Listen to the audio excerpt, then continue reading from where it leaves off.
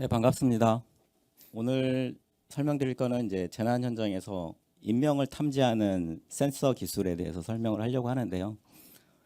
인명 탐지 센서를 왜 어떻게 시작하게 됐는지부터 이제 배경을 좀 설명을 하고 실제 이제 센서 개발한 내용을 보여드리도록 하겠습니다.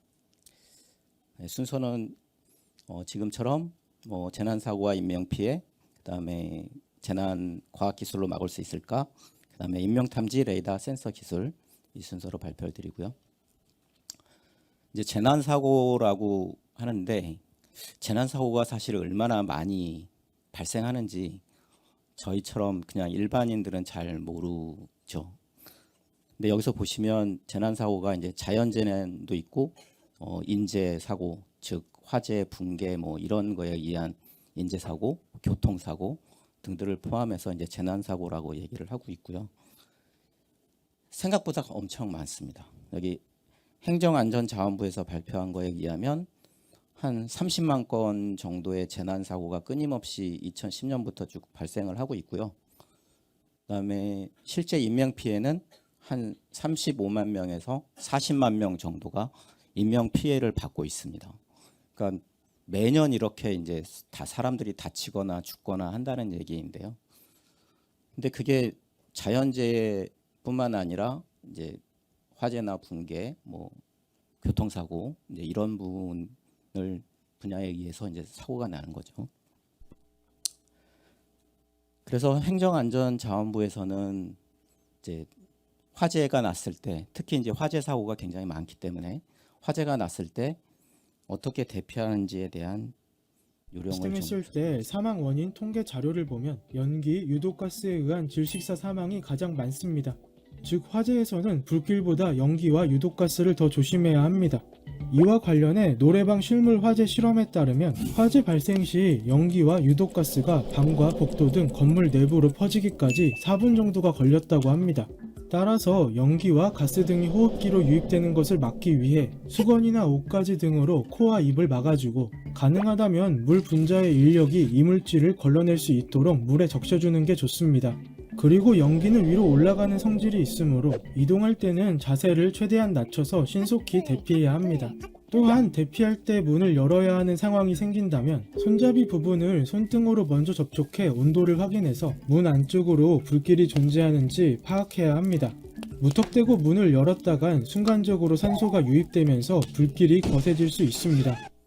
보시는 것처럼 이제 화재가 났을 때 주로 5분 이내에 빨리 대피를 좀 해야만, 그리고 대피하는 방법에 대해서 지금 설명을 드렸잖아요. 그런데 5분이 넘어가게 되면 지금 동영상에 보신 것처럼 일산화탄소 한 1%가 포함돼서 공기 중에 한 1%만 포함되더라도 2분만 지나면 이제 질식사를 하게 됩니다. 그래서 대부분 뭐 화재가 나서 5분 안에 나가지를 못하면 이제 이렇게 질식사에 의해서 오히려 죽는다는 거죠. 뭐 넘어져서 죽거나 이런 것보다는 오히려 질식사에 의해서 죽는다. 그다음에 작년에 이제 그 대전 현대 아울렛에서 발생했던 참사인데요. 잠깐 보도록. 발생했을 붉은 화염이 때 사망 타오르고 원인 통계 물동이 자료를 떨어지는 보면 게 선명히 보입니다. 연기가 몰려오기 시작하자 차량은 후진을 하지만 곧 짙은 연기에 휩싸여 주변을 분간하기도 어려워집니다. 불이 난 직후로 추정되는 오전 7시 40분쯤 아울렛 지하 주차장으로 들어가던 차량에 찍힌 블랙박스 영상입니다. 영상에서 보듯 순식간에 화염과 검은 연기가 자, 여기서 말씀드리고 싶은 거는 이제 블랙박스에서 나온 건데 거의 뭐 순식간이죠. 이게 좀 불이 나고 그다음에 불난 거를 발견하고 도망치려고 봤더니 바로 껌껌해서 나갈 수도 없는 그런 상황이 됩니다. 그래서 화재가 났든 지진이 발생을 했던 건물이 무너지면, 지금 여기서도 마찬가지, 건물이 무너지면 이런 형광등이라든지 이런 인프라가 다 끊어지기 때문에 껌껌해서 구할 수도 없고 나가기도 굉장히 어렵다라는 현상이 발생을 합니다. 자, 그렇다 그러면 이제 이랬을 때 인명을 구하기 위한 기술이 뭐가 있을까 이제 고민을 이제 한번 해볼 필요가 있는데요. 저희가 지금 잘 알고 있는 그 카메라 굉장히 잘 알고 있죠. 그래서 카메라 기술하고 열화상 카메라 기술을 좀 비교를 해보겠습니다. 네, 지금 그림에서 보시는 것처럼 이쪽은 일반 카메라고요. 이쪽은 그 열화상 카메라인데요. 열화상 카메라가 나타나는 거는 여기 보면 이제 빨간색으로 표시되는 게 좀 보이시죠? 네, 빨간색으로 표시되는 거는 이제 온도를 탐지를 하는 겁니다.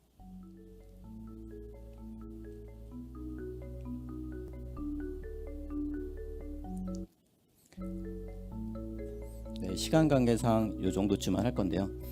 그 열화상 카메라는 이제 적외선, 즉 열을 감지를 해서 그 온도를 탐지를 해서 위치를 나타내는 게 이제 열화상 카메라인데, 제가 이 얘기를 하고 싶은 거는 껌껌한 환경에서 이제 카메라가, 일반 카메라는 그냥 밝은 환경에서 여러분들을 다 찍을 수 있지만 껌껌한 환경에서는 적외선 카메라만 이렇게 지금 표시가 될 수가 있습니다.